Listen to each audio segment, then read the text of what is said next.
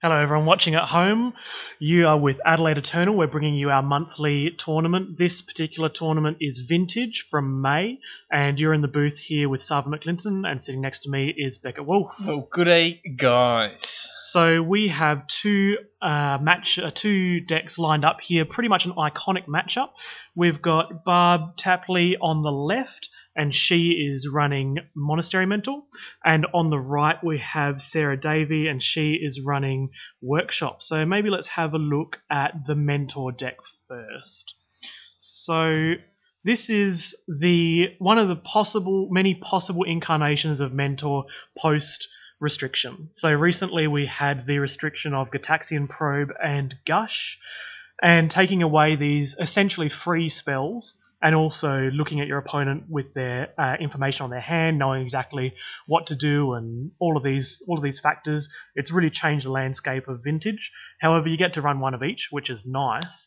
So in this particular deck, Barb is going with 4 Mentor, obviously being the win con. Also running Snapcaster Mage, which has seen a bit of a resurgence recently now that the options for cheap spells have gone. It is more mana intensive than, say, Jace Vryn's Prodigy, but this is really, really good when you're up against those control matches. And then you get to see a whole bunch of the usual suspects, obviously one of each of the restricted cards like Gitaxian Probe and Gush now. But the take that Barb has taken on this particular deck is she's running Peak. So Peak is, for those at home, is exactly the same as Gitaxian Probe, except it's not free. So in this instance, in her iteration, Barb values the it's looking as well, isn't it? It's instant speed, so doing things at the end of people's turn. I guess that's all right with Snap. Yeah, well, basically Barb's showing that she values looking at her opponent's hand and knowing exactly what to play around more than the ability to play a free spell or it's a cheap spell. It's only 1 mana, but it's not free like Gitaxian Probe used to be. It's big shoes to fill, Gitaxian Probe. Yeah, big shoes to fill. I'll be interested to see how it goes. I definitely wouldn't have thought of it, but it's got a little bit going for it. The instant speed means you can do it in response to someone trying to kill your mentor, get a few tokens.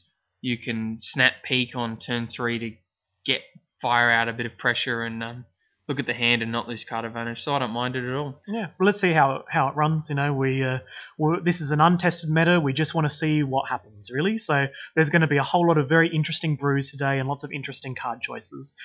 She's also running the Stony Silence package, so fewer Moxen, more hate on opposing decks via this Null Rod effect, hating on Paradoxical Storm and also the activated abilities of all the Shops decks. And onto Shops, let's have a look at Sara's deck.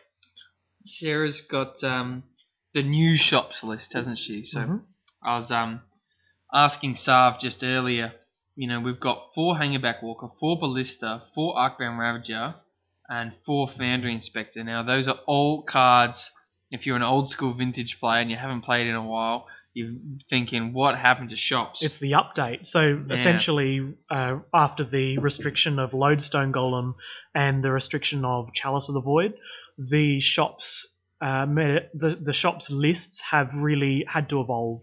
They've had to adapt. There's been a variety of different options that people have tried out. There was a period where Hangerback Walker was really, really big, but now they're just more and more they're gravitating to the fact that Walking Ballista is amazing, and how can we leverage Walking Ballista? So one of the best things that goes with Walking Ballista is obviously Arcbound Ravager. Yeah, and Foundry Inspector, which makes all your artifact spells cheaper, and it's a 3/2. It's really what they want to be doing. It's a small, medium-sized beta, and it has a effect on artifacts. So now, in terms of unique card choices, because both players have rocked up with some unique card choice. We've got Peak in Mentor. In the Shops list, Sarah's gone for Precursor Golem, and to my knowledge, I think I played back in Scars of Mirrodin. That's a card from Scars of Mirrodin, which is a golem that creates a number of other golems when it comes into play. And whenever you target great in your Golem Tribal deck. Yeah, absolutely. Except it's probably not great in your Golem Tribal deck, because whenever they level a removal spell at the Golem, it targets all golems. Oh, terrible. Guys, don't run it in your Golem Tribal deck. Just stick with your blade splicer, mate. Yeah, that's it. Should we get to the game, sir? Sounds good. All right, so let's see. Whilst the players are preparing their decks and shuffling up and deciding on mulligans and the like, this is an iconic matchup. You know, you've got the blue deck with the a 3-mana win con like Monastery Mentor. In the past, it used to be Tinker, but you heard it here, guys. Monastery Mentor is strictly worse than Tinker, so it's a 3-mana win con that doesn't get countered by Flusterstorm and Spellpierce, and doesn't get killed by Pyroblast, and creates value straight away, and doesn't have to win the next turn. One day we'll have a restriction of it, right? Sarv does love his Monastery Mentor, and you can see why. Do you think it's ever correct for Mentor decks and Barb's deck, in this case, to run Fragmentize in the main board? I 100% think it is a viable choice. I'm running a single Fragmentize in my deck. It's been the recent move with Mentor decks to leverage Dak Faden and Jace Vryn's Prodigy, because these cards allow you to draw and discard cards. So you get to have the advantage of running a whole lot more singletons and discarding the singletons when they're not relevant and drawing them when they are. Looks like a good hand. Just really getting a glimpse of Barb. She looks like she's got Mock Sapphire, Wasteland, Nice. and a Swords to Plowshares, which she might not be able to cast just yet. But yeah, got a bit of interaction there. There's the Mentor, which she's now put back. Oh, I think Barb thought that Sarah had passed the turn. Oh, yeah. That happens. Wow. So this here is we the go. Foundry Inspector, I'm pretty sure. It says it's a 3/2 for 3. It says all artifact spells you cast cost 1 less. Now, if you've got a bunch of the Thorns out and they're hurting you, obviously makes them This is good. a bit better. Stripping Mishra's Workshop Very is really, really necessary. Especially if you've got the mocks, because you're not just down a card. She's still working here. She's peeking. So here we go. We've got Peak operating like a Gataxian Probe. Oh, there's too so to many speak. of these silly artworks, Sarah. Yeah, incorrect artwork. I believe the one second up is a Chalice of the Void. I believe the one closest to us might be a Ravager. I think it's a Ravager, and I think there's a The one Blister in the middle, and an one at the end is Ancient near the end is a Wasteland.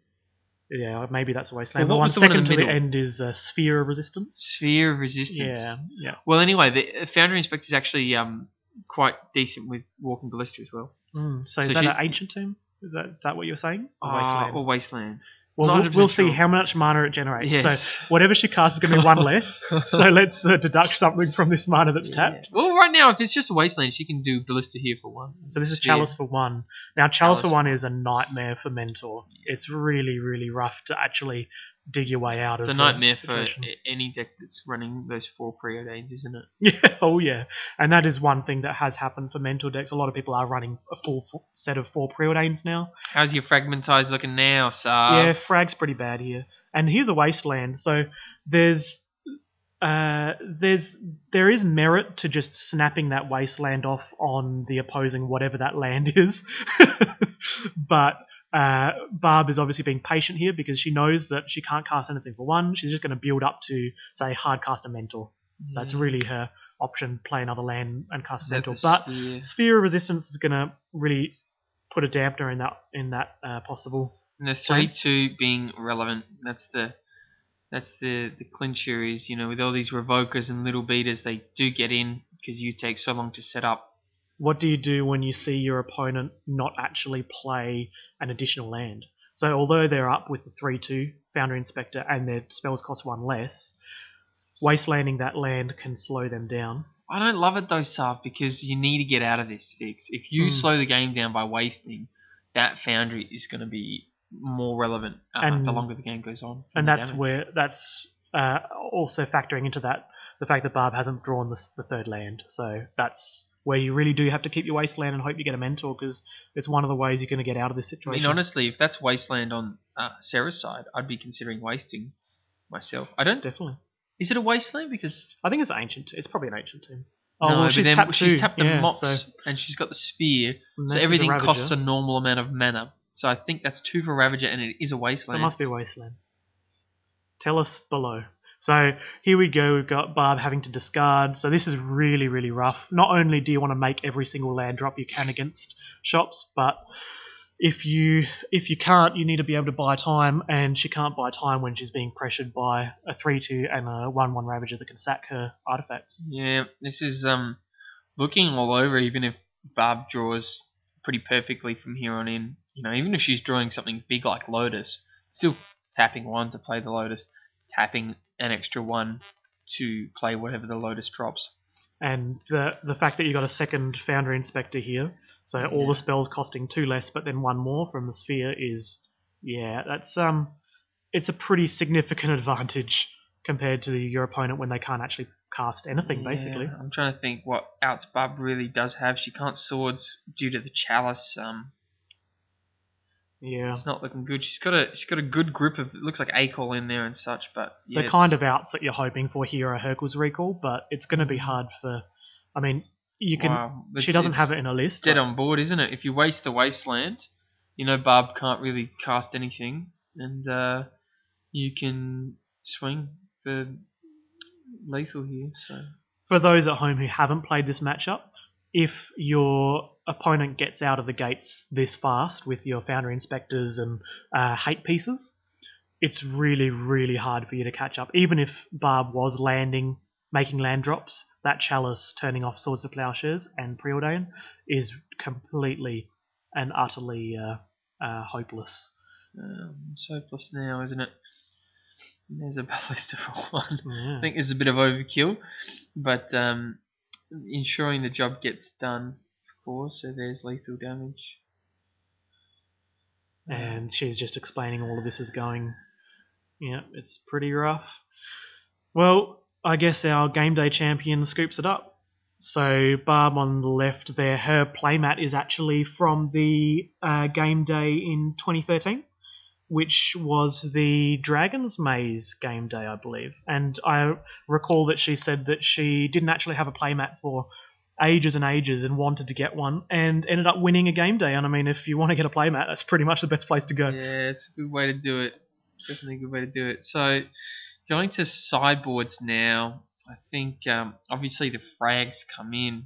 Definitely. What do you Stony think? Silence is very, very powerful for the mentor deck on the play, because your ability to play a 1 mana and then Mox and then power out a Stony Silence before your opponent gets a chance to even unload a single thing, unless they have a Mishra's Workshop, it's really, really punishing. Extremely punishing. What do you think's coming out? I reckon some of those peaks.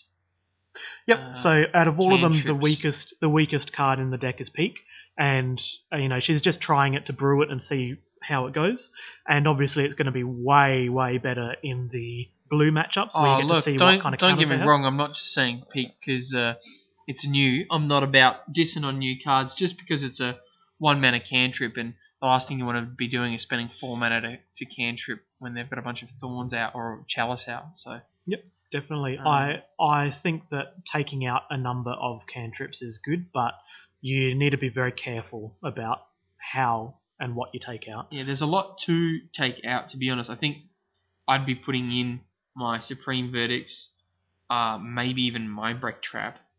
I'd be putting in Stony Silence. I'd be putting in Disenchant, Fragmentize, because there's a lot to take out. I don't really want Gush in this matchup. I don't want to be bouncing my lands to get card advantage.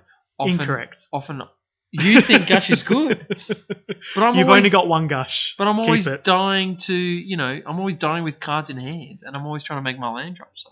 Back when we were playing 4 Gush, it was often correct to trim a Gush. Then Mentor decks started to evolve into this turbo deck that involved 3 Gushes, and cutting a Gush from 3 down to 2 was rarely something you wanted to do. Is that because just you see it as a combo piece and you don't want to trim your combo piece?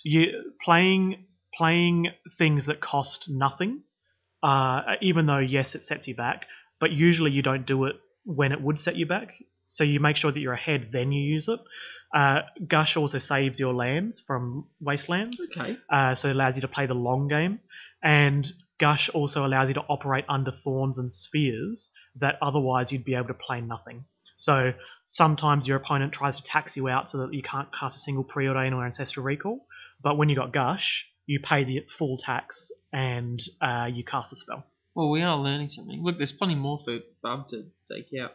Mental Misstep 4 of. I usually keep. I think in mine I keep one misstep in, but the only thing you hit is I Soul trim Ring. a couple. Yeah, Get rid of it. It's not great in this matchup. You'd rather. Oh, here's a mulligan. So here, Barb is obviously aggressively trying to get a proactive hand where you're on. This is the chance for you to shine because you're on the play, and she can mull into land, Mox, Stony Silence, which is very, very good. Alternately, some combination of lands and a Force of Will and blue card. These are all good. And then the other backup from this is lands and Fragmentize effects. Yeah, I think you want that Fragmentize. The last thing you want is to mull down to 6, keep a hand because it's got a lot of land, so you're playing through the spheres, and then pitch 2 cards with your Force of Will, and then you find you've just got no gas left, right? Yeah, so I think you want that frag hand. Absolutely. So those are the 3 possible ways you can go. And by frag, I mean Sorcerer Pouches as well. It's effectively the same thing in this matchup. It's just a 1 mana removal spell. So she's got Time Walk. It looks like only 1 land, though. And I think she's going to keep it because she doesn't want to go to 5, which... It's a risky keep, but I can understand. Going to 5 and not getting a land is also bad. She's got the Twerk, and by Twerk I mean Twerk, and by Twerk I mean Time Walk. You like a little bit of twerking. Oh, Lotus off the top. Here we go. Very good. Oh yeah, that's right. She's just a little bit flustered there. Obviously drawing the card instead of scrolling. Oh, who doesn't want to draw? I'd love to have Lotus in my hand too. So here she's really cleverly leading with the Strip Mine, because essentially, if your opponent wastelands your Strip Mine, it effectively did the job of Strip Mine. She's using it here. She says, okay, I'm going to use it regardless. She's scryed the Black Lotus to the top of the deck, obviously, knowing what her next play is. So the issue here is that Sarah's really powering out all these cards. Alright, here we go. Yep, beautiful. I like just pitching a cantrip to that Force of Will, keeping your Time Walk. There's times where you do pitch Time Walk, because Time Walk's really bad against the... Well, it's not great if you're Tangle Wires. Cracking a Lotus as well, just to cast it. Yeah. It's sub cantrip, but she's doing it here, I guess, because she doesn't really have any other things to do. Yep, so she just casts as many spells as possible there before the Thorns come down, and she's dealt with the threat, and now if she can deal with the lands, because there's a Strip Mine in that hand, it's one of those incorrect arts that I can't read. I think it's Strip Mine at the end. And we have Revoker and Ravager and Walking Ballista. This is a very mana-heavy, very mana-hungry hand, and she's going to have to play either two drops next turn because of that Soul Ring with the incorrect art, and or a Ballista for 2 or something. Has she forgotten her extra turn? I think she might have. No, she went into her extra turn. She just didn't have anything else. Are you sure though? Because I thought she drew for the probe just then. Good question. Good question. Here, Time Walk is essentially a cantrip, right? Because there weren't any lands to untap. She's in a good spot here with a basic Plains. And not having anything for Evoker to shut off is good, because Lotus is already gone, so usually, you name Dakfaden or something else that would otherwise wreck you when you're in this situation, but I think Sarah here, we'll see what she names. I'm wondering if Barb maybe shouldn't have played the Time Walk at all. Kept Lotus on top, that's fine, but just wait till you hit that second land and see if you can Time Walk for some value. I mean, Time Walking when you've got nothing out is considered not great, but Time Walking when you're actually losing advantage to do it by cracking your Lotus is probably worse. And here, if you've just been a bit patient, maybe tap the second, waited to get that second land, now play the Time Walk. I mean, it's tough, isn't it? Because you're worried about spheres, right? Yeah. It's very tough. The Time Walk is one of the cards that often, when I need to cut a card, it'll be, the 7th card or something that I need to cut. I'll cut Time Walk against shops because Tangle Wire is so good against you. And often it's very lackluster when you're being thorned out of the game. A 4 mana time walk to untap and then play a 3 mana preordain is not fun. No, it's not. I don't think too many people enjoy cutting power out of their decks. Though, No, it's not fun. But power in Vintage, power's got this. It's like the Jesus of Magic. Everyone. This is good. Hitting land drops. Yeah, although she technically it costs 1 more, but if her hand is empty anyway, it's moot. But yeah, people I think put a lot of substance towards their power. They rate it really high. They go, oh well, this is a piece of power, so if I can drop it, I'll be winning. The game. But your opponent has power too. Yeah, you gotta be careful. Sometimes something like a time walk isn't all there. Here's a game where the shops player goes and just deploys a threat and meets one threat per removal spell. We'll just keep meeting each of your removal spells with a threat, and even though they're small, or at least they look small, they will go the distance because they keep locking you out. Here's a 2 mana peak. Have a look at the hand. It's Foundry Inspector and Walking Ballista. That's pretty good. Yes, indeed. It's good enough. I mean, it's not amazing, but it's good enough to win. That's all you need in shops, isn't it? Can play a Ballista for 1 next turn. If no lands are drawn, and the only thing you got to be worried about is balance. But at the end of the day, balancing away your own lands is rough. I really like Ballista in this list because this list, obviously, the shops list can have something like Mishra's and then a Tolarian Academy and just have an unfathomable amount of mana. And you're just sitting there drawing, 2/1 Revokers with, 11 mana. The Ballista lets you, invest that mana into it. Yep. And it's also fine to play it for 2. This is a very risky play, though. So Sara has gone in, all in, and she's ready to get wrecked by balance. Balance, or, Verdict is sort of pretty too far away, I think. Too far away. That's why I like balance, because you can go, in this one, land balance, and you pretty much seal up 4 creatures in one go. Sure, you're going to get pinged for some damage, but once we go to Sarah's turn now, and after an attack, that Ballista will ping for lethal, I believe, if we math it out right. Well, and also Ravager can do sacking on some spheres and moxes and soul rings. Yep. I don't know if it's quite worth it. It is when your opponent's at 11, so attack with everything, sack your 2 mox and soul to Ravager. That's 3, 4, 5, 6, 7, 8, 9 damage, and then sack it to the Ballista and ping. Yep. So you generally have lethal. That's actually a really good point. You can get a huge amount of damage off the Ravager, and then putting those modular counters onto Ballista. For those who don't know, the Ravager can sack artifacts to give it a +1 counter, which makes it really good against spot removal. You can't exile it very easily, and also, once the Ravager dies, you can put those counters on something else. Yeah. So in this case, you can sack all the other critters, put the counters on the Ballista, and then ping the Ballista once it's buffed. Yeah. So you get a huge amount of damage, actually. So passing the turn here is a bit risky, given that she had the win there. She just keeps the Ballista in hand, does the sacking as we mentioned before, kills, and if something does happen, nothing can be cast because you keep the sphere around. So nothing will actually be able to be cast off Barb's side.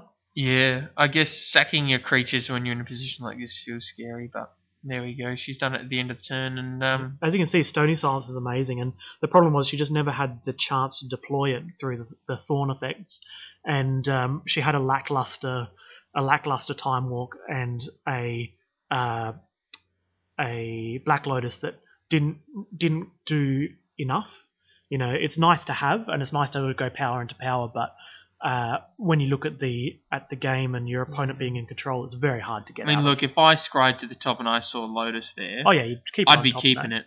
But just maybe you got to really map out that turn. Like, what exactly does my hand look like? What does my next 2 turns look like? Yeah. There's definitely times where you're worried about Revoker turning off Black Lotus, so you're not going to get to leverage it.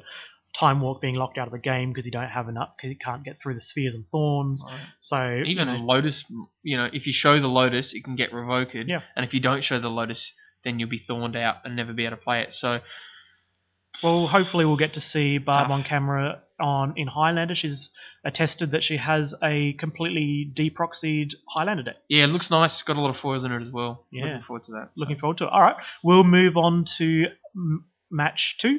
So we'll see you in round 2. See you guys.